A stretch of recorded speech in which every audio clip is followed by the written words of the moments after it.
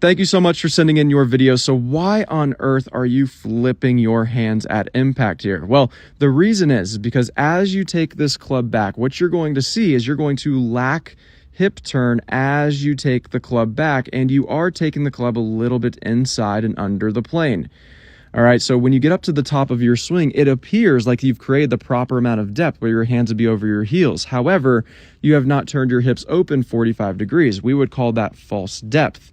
So as soon as you start to shift your weight into your lead side, as soon as you start to rotate down into your downswing, your lower body is going to get way out in front of your hands and arms.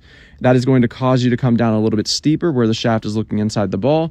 Now you have to make a compensation to get the club back down onto the original plane, because if you were to release and rotate from this position, you would hit a massive, massive banana slice or 7 feet behind the golf ball.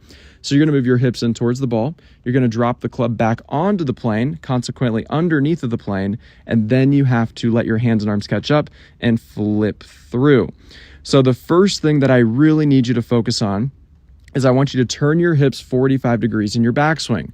And I want you to keep your hands and arms a little bit more in front of your body. So you're going to go up to a wall in your house, and at the top of your swing, the back of your trail arm, trail hand, and club shaft would be up against the wall. However, I want you to open up your hips 45 degrees. This is going to open up the channel to swing your hands and arms down in front of your body, to shallow the shaft back onto the original plane, instead of coming down a little bit steeper and then having to drop the club back down onto the plane very late or under the plane.